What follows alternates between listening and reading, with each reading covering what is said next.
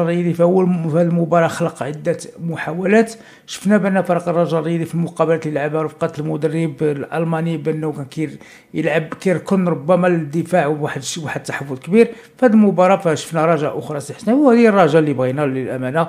فريق الرجاء الرياضي فحاول يدير لا بريسيون حسناوي باللاعبين المتقدمين اللي كيلعبوا في خط الهجوم. فريق الرجاء الحسناوي صراحة أول مباراة ونقولها تأهل جد مستحق، ونتكلموا كذلك ما قدمه اللاعبين وما قدمه المدرب لك الكلمة. لا بداية مبروك التأهل فريق الرجاء الرياضي لدور الربع، ولو أن الرجاء هو حامل اللقب بطبيعة الحال، ونتمنى أنه يعني يمشي إلى أبعد نقطة ممكنة في هذه البطولة. إلا كانت الوداد مازال إن شاء الله يكون شي فينال مغربي، وإلا ما كانت شايفة اللقب نتمنى يكون يعني الرجاء يعني في هذه البطولة. الرجاء مصطفى دائما ما كيكون سفير متميز لكرة القدم الوطنية في مثل هذه المحافل الخارجية، رغم الإكراهات، رغم الضائقة المالية، رغم الوضع الصعب جدا، إلا أنه كتحس مصطفى بأن اللعابة كيعطيو داكشي اللي عندهم. اليوم نهضروا شوية لبداية على التشكيل. الملاحظ إجمالا هو أن المدرب الألماني جوزيف زيمباور استفد من واحد النقطة وعرف بأن 4-4-2 لا تليق بالرجاء وما غتعطيه حتى شي اضافه، ما عندوش النوعيه ديال اللعابه اللي يطبقوها. مشى العادي والمعتاد وببساطه، وهذا الشيء كنديروا شحال هذا بسيط. لعب 4-3-3، اعتمد على زرهوني على بوزوق معاهم حسين الرحيمي، اللي كنا في الحلقه السابقه بان الحسين الرحيمي كيبقى افضل خيار بالنظر للاعبين اللي كاينين الاعلى مستوى خط الامامي. كيتفوق على اكسير ماي بزاف، كيتموقع، كيتحرك، في انتظار ان فريق الرجاء الرياضي بطبيعه الحال يتعاقد مع مهاجم يعني اخر، علما انه بنسبه كبيره سيحتفظ المدرب الالماني بالحسين الرحيمي وغينتدبوا مهاجم اخر. كيشوفوا الان اكسل ما يبحثوا عليه على شي عرض اللي يعني يقلص الضرر على فريق الرجاء الرياضي، وشي فرقه اللي تكلف ليه بالمنحه السنويه ديالو. الرجاء سيطر على المقابله. الشوط الاول انا مصطفى اللي بان لي الرجاء مع زيمباور ان دائما الجوله الثانيه كتكون فيها رده الفعل. دائما كتكون الجوله الاولى عاديه، ولكن الجوله الثانيه كيقرا وكيدير يعني واحد رده الفعل اللي كتكون ايجابيه، في انتظار ان يؤكد ذلك في باقي اللقاءات. اذا لاحظنا اليوم المقابله ديال بلوزداد الجوله الاولى كان الرجاء ناقص، ولكن الجوله الثانيه بالتغييرات ديالو تحسن المردود والاداء. نفس الشيء اليوم، الجوله الاولى اعتقد يعني ما كانت مكان العوق، ما كانتش الفاعليه الهجوميه، ولكن الجوله الثانيه بتغييراته بالتوجيهات اللي عطاها لقات الرجاء الرياضي بكل صراحه منافذ وامنوا التاهل ديالهم للدور ربع النهائي. وانتظروا، نذكروا بان الرجاء الرياضي يعني غيلعبوا مع المجموعه ديال تيقولوا مصطفى ديال تجي فيها على ما اعتقد النصر السعودي، ياك النصر السعودي ربما غادي يلعب في الجروب ديال النصر على ما كنظن، غادي نشوفوا. كان فيها النصر والزمالك والشباب والاتحاد المنستيري. النصر انتصرت اليوم يعني ب4-1 على الاتحاد المنستيري. الجوله الاخيره فيها النصر والزمالك وفيها الشباب والاتحاد المنستيري. انا اتوقع انه في هذه المجموعه تمر النصر والشباب. انا هذا توقعي لهذه المجموعه. اذا الرجاء خصها اولا تحاول تاخذ الصداره ديالها، ولكن حذاري من المقابله الاخيره، لان كاين مجموعه من اللاعبين في الرجاء الا خداو بطاقه صفراء ما غيلعبوش في الربع النهائي. هنا الكلام حول بدوي، حول بولكسوت، حول مقدم، حول بوزوق. هادو لاعبين من توابد الفريق حتى رحيمي. اذا هاد العناصر هادو خصهم يردوا البال بزاف في المقابله ديال الاخيره، لان انا تسولني كقناعه ذاتيه انا نفضل كاع امام الوحده نريح بعض اللاعبين، ما عنديش مشكل، لان اتواجه الشباب ولا تواجه النصر كيبقاو فراقي عندهم جوج يعني تقريبا بنفس المستوى مع امتياز طفيف لفريق النصر السعودي.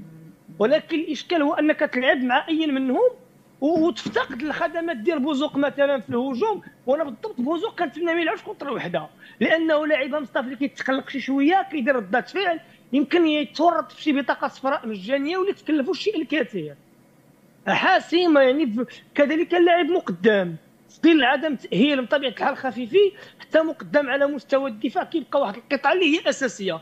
اليوم الرجاء حقق الاهم كما قلنا، دازوا للدور الثاني.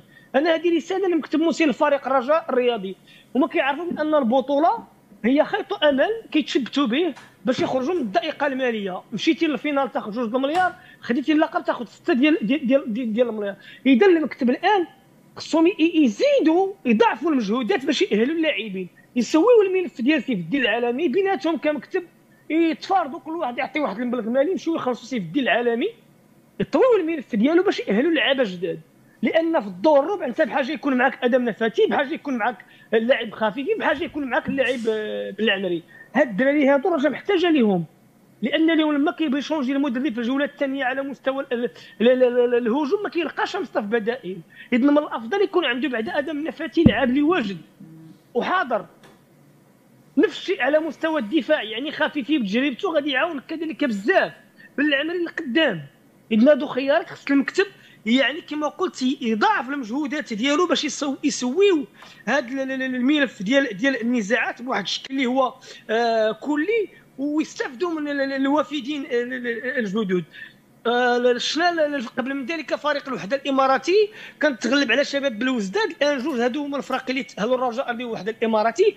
بصح الرجاء اللي كيبان اكيد كاين نقاط ايجابيه وكتبقى ملاحظات خص يتم الاشتغال عليها في قضيه المقابلات، لان كل ما تقدمتي في المنافسه كل ما النوعيه ديال المنافسين كتزيد.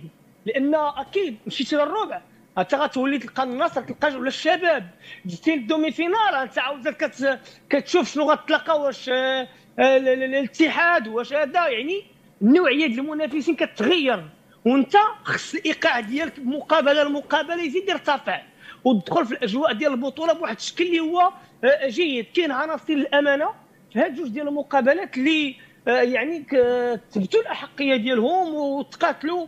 على سبيل المثال كنعطيك على مثال ذاك العراصي خدا الرسميه ديالو وقض عليها بالنواجذ كما كيتقال، كيلعب بواحد الهدوء، خصو الدعم، خصو المسانده، معه كذلك مقدم اللي كان اليوم ربح يعني جميع النزالات الثنائيه، كيخرج بالكره بواحد السهوله، بالاضافه للبنتايك والمسانده الهجوميه الكبيره اللي كيعطي. ولكن اتونسيون رد البال مع فرقه اللي عندها دراري في الهجوم واعرين كيمشيو من الجهه ديالو بزاف، يحتط من هذه القضيه. اللاعب بدوي يلاحظ، انا كنقول كوجهه نظر ديالي بالنظر المخزون البدني ديالو، يمكن بولكسوت اللاعب بولكسوت بدنيا واجد عليه كظاهر ايمن، لان بدوي بدنيا كيعاني بزاف. ولاحظ معايا بان حتى الطاقم التقني مره ثانيه كيغيروا. علاش غيروا؟ شاف لان اللاعب ما بقاش قادر يعطي المسانده الهجوميه، ما بقاش قادر يدي ادوار يعني كتمزج ما بين الشق الدفاعي والهجومي وشي كيبدلوا. اذا انا ولكن من حسن الحظ عندك بديل في مستوى. علاش كنقولوا دائما بغيتي فريق الالقاب خص يكون عندك الدبل في اي مركز بحال هذا الشكل. كيعيا ليا بدوي كنلقى بولكسوت، يمشي لك بنتايك خصك تلقى ظهير ايسر في قيمه بنتايك، يعيا لك بوزوق تلقى جناح في القيمه ديال بوزوق، يمشي لك رحيمي ميكونش تلقى مهاجم يعني بشكل كبير، يتقاس لك اهولو تلقى لاعب ارتكاز في المستوى. هكذا تبنى الفروق يعني ديال الالقاب وتحقيق النجاحات. الاهداف جميله، بكل صراحه الهدف الثاني كان رائع جدا ديال زريده، طريقه باش بنات تيكي تاكا دقه على الشكل الرجاوي، والطريقه الرجاويه يحتاج الشبكه. زرهوني يعني بدايه ديالو موفقه جدا في البطوله العربيه، لا علاقه للنوف اللي شاهدناه في الشطر الثاني من البطوله الوطنيه اللي كان بدون اضافه مع الرجاء.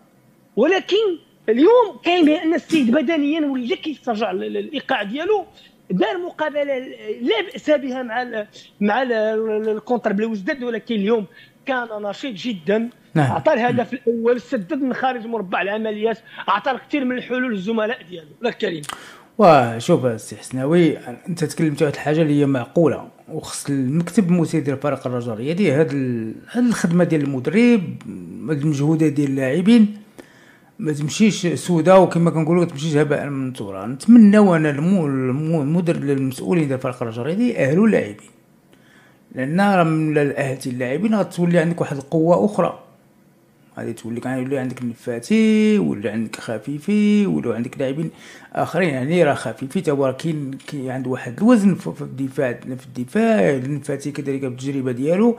كنظن الفريق الرجاء الرياضي خصو يسارع وخصو يبادر بتاهيل اللاعبين. وحنا تكلمنا كذلك المرتبه الاولى حتى كتخليك باش تبقى في المدينه ديال ابها، ما تمشيش يعني تبقى في الملعب اللي كتستقبل فيه الان، لا بالنسبه للكليما ولا بالنسبه للظروف، وكذلك حتى اللاعبين ولفوا هاد الملعب. كنظن ان فريق الرجاء الرياضي صحيح انا كنقول لهم برافو حسناوي ودير هاد المشاكل اللي كيعيشها كلها ومؤهل ربح 2 مباريات وغادي متاهل، ورغم المشاكل اللي كيعيشها راه برافو سي حسين. راه ماشي هاد المره فريق الرجاء فقط، من راه كانوا كذلك من يربحوا كاس ديال افريقيا وربحوا كاس الاتحاد العربي، كانوا كذلك مشاكل، راه ماشي المشاكل والدات دابا، وراه كانت مشاكل اخرى. ورغم ذلك الفريق دائما كان كيخرج بواحد الاستحسان وكيخرج بواحد المشاركه اللي هي جد مشرفه. الان تتكلم على بعض اللاعبين، انت تتكلم على الزرهوني حسناوي سي ان بروبليم فيزيك بريباراسيون فيزيك. الزرهوني كون بدا مع الرجاء قبل وجا قبل كنظن غيكون احسن مما ظهر اليوم.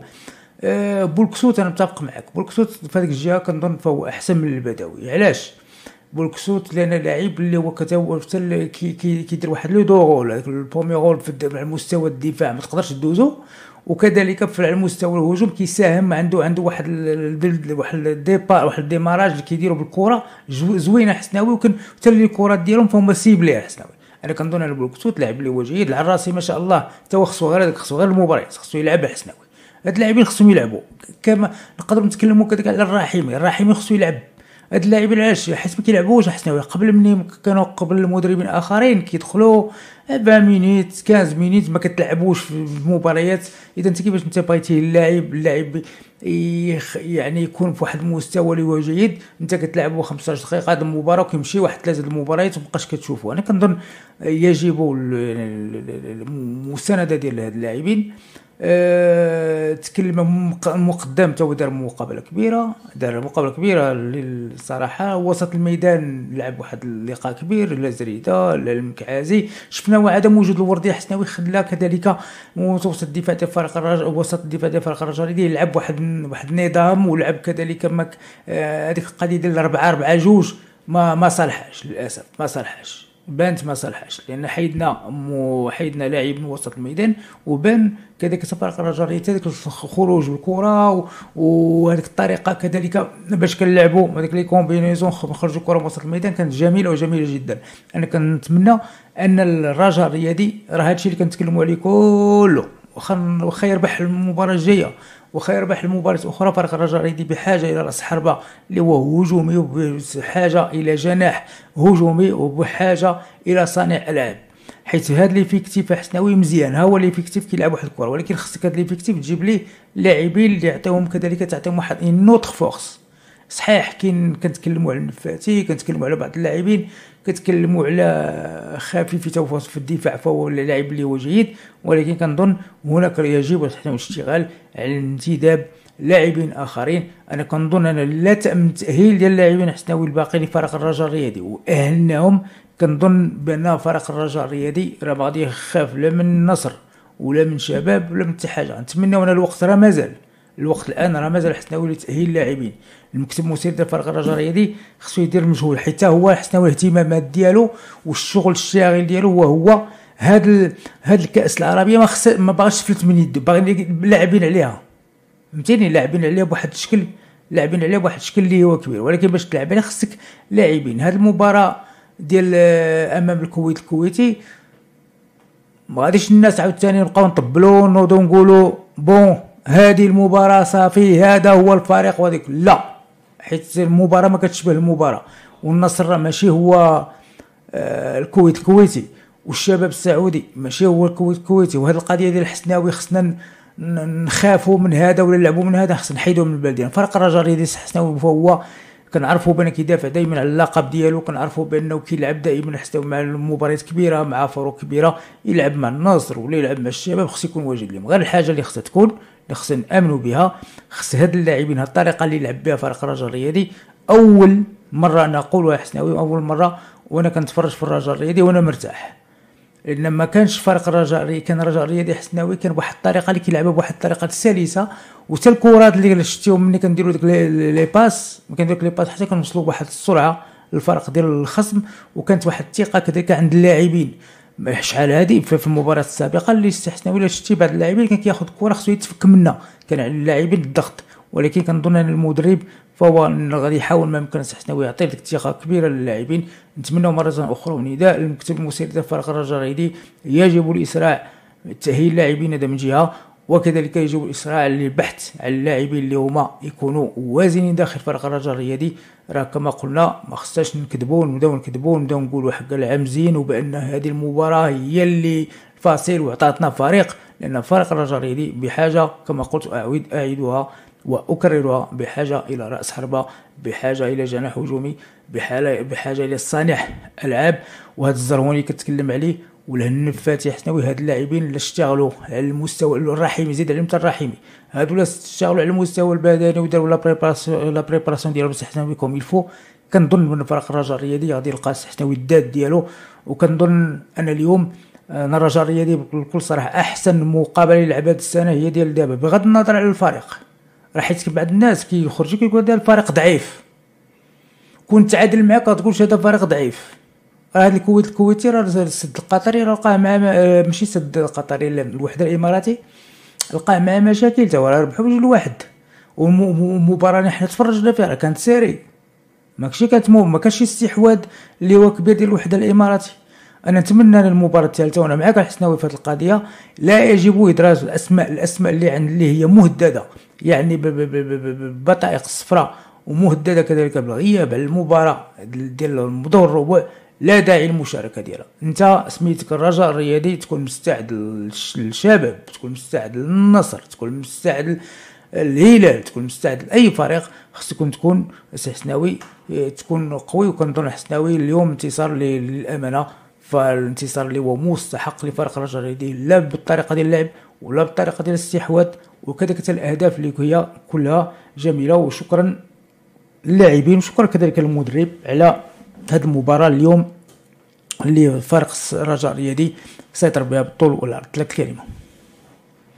لا اكيد هو مصطفى، انا كما شرت المقابله الثالثه خصها تلعب باحتياط كبير لان عندك بعض اللاعبين صعيب ما عندكش باش تعوضهم. يسري بوزوق على سبيل المثال في الهجوم قطعه غيار مهمه جدا، ما عندكش بديل ديالو. كراس حربه ماي بدون اضافه كيبقى عندك الحسين الرحيمي، الا خدا بدورو بطاقه ما غيلعبش، باش غتكون في دور الربع مقدام على مستوى يعني قلب الدفاع، حاضر بواحد الشكل اللي هو كبير. بوركسوت كيعطيك خيار مع الارهاق اللي كيصيب بدوي، اذن راه قطاع غيار اللي هي مهمه وضروريه.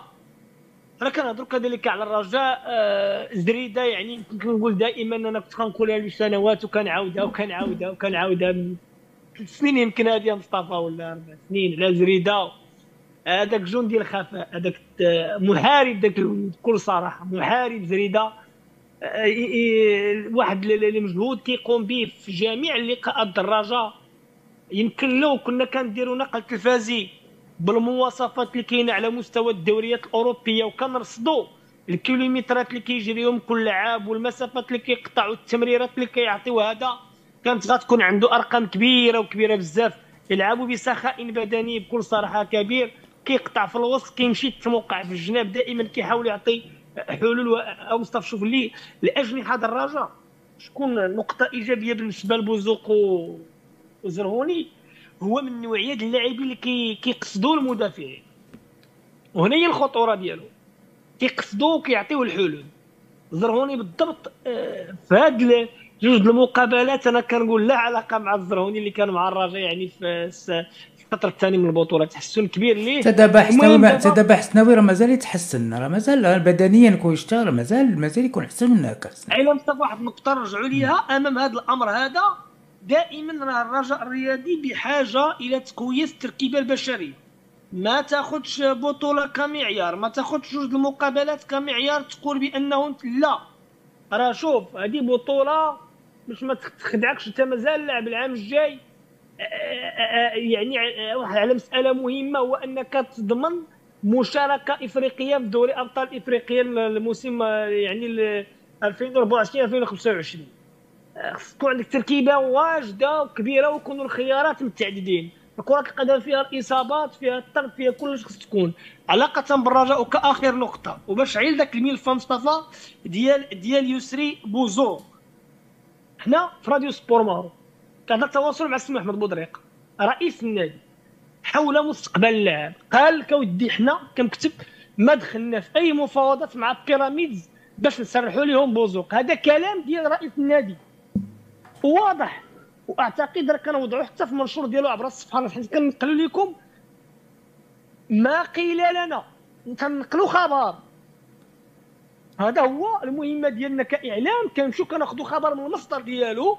تلقاو ديما دخلوا في حتى شي مفاوضات نهائيا مع بيراميد. الاعلام المصري تيتكلم على هذا الشيء وكيهضر على هذا الشيء، ولكن حنا مشينا للمصدر اللي هو الرئيس النادي قال لك ابدا ما كايناش هذه الفكره، وبوزوق يستمر مع الرجاء. هذا ما قاله السي محمد بودريقه، والشيء راه شار ليه حتى في الحساب ديالو. الا كانت شي متغيرات اخرى العلم لله. فهمتي؟ مساله اخرى بالنسبه لذاك اللاعب صابر، وتوضيح للمره الالف. لاعب صابر محمود صابر اليوم شاهدت منابر اعلاميه موثوقه كثيره قالت بان الرجاء الرياضي قدم عرضا يعني باش ياخذ محمود صابر بنظام الاعاره، ولكن اللاعب ما بغاش يجي ياخذ التجربه هذه. هذه مواقع كثير. هذا الكلام اللي كنا قلناه في راديو سبور ماروك شفنا، وكان عندنا اتصال يعني مع المسؤولين ديال الرجاء ياكدوا لنا. قال لك ودي فعلا كان هناك اتصال مع الفريق المصري باش نستافدوا من اللاعب محمود صابر لمده سنه على سبيل الاعاره، وهما ياخذوا لاعب عندنا من لاعبين الناشئين سنه لمده اعاره لمده سنه. اللاعب ما عطاش الموافقه ديالو لحدود اللحظه. ما يمكن هو كيشوف انه بغى يبقى في الفريق ديالو بيراميدز دي السنه المقبله غتكون عنده دوري ابطال افريقيا. وهذا الشيء اللي نقلوا لهم موقع ديال في الجول اللي قالوا بانه هو قال لهم كيفضل يبقى في بيراميدز ويلعب دوري ابطال افريقيا. هذاك حقه، ولكن الرجاء الرياضي اكبر من اي اسم. كاين اسماء، كاين لاعبين تكون عزتوا الى الماديه وغادي يمشيو. خويا مصطفى الى عندك شي حاجه بالنسبه للرجاء الرياضي في الدرك ماشي الوداد. شوف حسناوي، الرجاء نعاودوها ونقولوها مرة أخرى، غادي نعاود نقولها ربما دائما. ما نبغيوش هذه المباراة تغطي على بهذه الأشياء. الرجاء خصو لاعبين، خصو انتدابات، ولو يديها سي حسناوي هاد الكأس ديال العرب خصو انتدابات، باينه. حسناوي خصنا امونور دو جو ما كاينش في الرجاء الرياضي. كيرا حتى الرجاء الرياضي كيلعب بدون صانع العاب. خط جناح هجومي ما خصو يكون شي واحد يكون سي فعال اللي هو جيد. راس حربه خصك راس حربه اللي هو واحد ديال بصح، يعني كيشم الكره حتى فين ما كان الكره الشيطه داخله في مربع العميد كيسجلها. الراجل بغى يحسب ولا بغى يمشي بعيد ويرجع كذلك، يرجع لعصبه ابطال افريقيا وينافس على البطوله وينافس على كاس العرش. يحاول ما يمكن حسناوي باش الناس ديال الرجاء والمسؤولين ديال الرجاء راه الطريق راه شنو اللي خاص الرجاء الرياضي. حيت هاد اللاعبين اللي كيديروا مجهودات حسناوي كبيره وما كنقصوا من قيمه ديال اللاعب، لان هاد اللاعبين راه داروا مجهودات والله يحسن عوانهم، ما خداو لا راحه ما خداو حتى حاجه. من النهايه ديال كاس العرش دخلوا التربو، جا المدرب جديد، واصلوا التدريب ديالهم، مشاكل ديالهم تما الله يحسن عوانهم. عام هما ما مخلصين حسناوي، عام اللي ما خايلش لي طرونش ديالو، وانت مازال لاعب ورابح 2 مباريات ومؤهل. اذا هاد اللاعب ما تقدرش تطلب منه باش يحسنوا اكثر مما كيقدموه الان للفريق الرجائي. اذا باش تكون الامور ونعطيو لللاعبين الحق ديالهم، والمكتب المسير ديال الرجائي مشكور. حسناوي تا هو كيدير واحد المجهودات ودار واحد المجهودات اللي هي كبيره، يجب حسناوي تطعيم الفريق، ويجب كذلك لا بريوريتي دابا فهو تاهيل اللاعبين. حسناوي خصهم يشتغلوا على تاهيل اللاعبين. انا ما فهمتش هذه القضيه ديال واش العالمي الحسناوي مازال ما لقاو السويله الماليه. شرح لنا غير هذا المعطى يخليك، حيت مازال المشكل ديال العالمي سمعت بانه قال بانه ماشي اعترض للرجاء الرياضي باش يأهل اللاعب ديالو، وانما كان تتفق مع الرجاء الرياضي بانه على باش يعطيو فلوسه على 3 دفعات، ولكن في واحد الوقت اللي هو محدد اللي ربما ما كانش واحد الاتفاق بين المسؤولين ديال فريق الرجاء الرياضي وسيف الدين العالمي. لا شوف مصطفى، بالمختصر المفيد بالنسبه لسيف الدين العالمي، حنا الصراحه بودريقه كنا تواصلنا معاه. قال لك اودي حنا اللاعب اقترحنا عليه ياخذ 300 مليون و300 الاخرى تقسم على دفعات فرفض ذلك. هذا التصريح ديال الرئيس سي محمد بودريقه. المبلغ هو 600 مليون 580 مليون سنتيم، ويمكن نصطاب شي حاجه ديال هذا ما كتمشي حتى 600، هي الفلوس اللي خصهم يوجدوا. هذا كلام ديال الرئيس الرجاء الرياضي سي محمد بودريقه. انا كنقول علاقه بهذا الموضوع هذا، دابا بقات الصيغه اللي كيهم دابا هو الرجاء وصلت تقدمات في البطوله، ركفدوا الربع النهائي. شحال بقى لكم صف من مقابله باش تمشي للفينال؟ جوج. بقات لك مقابله في الربع ومقابله في الدومي فينال. الناس بقاو جوج مباريات حسنا، جوج ديال المقابلات. انت بعدا غتكون ضمنتي جوج ديال المليار ديال السنتيم. اذا اليوم خصك تنوض تقلب على الموارد الماليه باي شكل من الاشكال باش تحيد عليك الملف ديال السيف الدين العالمي وتاهل خفيفي وتاهل ادم نفاتي وتاهل بالعمري. شنو كنقولوا دابا؟ كنقولوا ودي راه كاين مجموعه من اللعابه في الرجاء اللي مهددين انهم ما يشاركوش في الربع النهائي الا خداو بطاقه في المقابله امام الوحده. كتهضر على بوزوق وعلى رحيمي وعلى مقدم وعلى بولكسوت وعلى بداوي وحتى اكسي الماي. اذا هادو لا قدر الله غابوا لك، فين راهم البونتوش باش غتدخل؟ خص يكون عندك نفاتي واجد، يكون عندك خفيفي واجد، يكون عندك بالعمري واجد. اذا هادو الدراري خص يتم التاهيل ديالهم، وخاص المكتب ينكب عليها. اكيد كاين مجهودات كيديروها، كيشتغلوا على المساله. حاولوا يقسموا واحد المبلغ مالي على اللاعبين اللي موجودين في السعوديه في اطار المنح ديالهم اللي كيتسالوا السنويه. كل واحد عطاوه شي شويه على الاقل مصطفى اللعابه كيتموتيفاو وكيرفعوا لهم المعنويات ديالهم. هذه كانت واحد الخطوه اللي هو ايجابيه. كنعرفوا ان اكيد بدراوي منين مشى كيفاش الفرقه يعني غرقات من الراس حتى للرجلين، وكل شيء دقيتي ليه كيسال جميع الان كيتسالوا. ولكن الظرفيه الحاليه تكون مبادره من المكتب.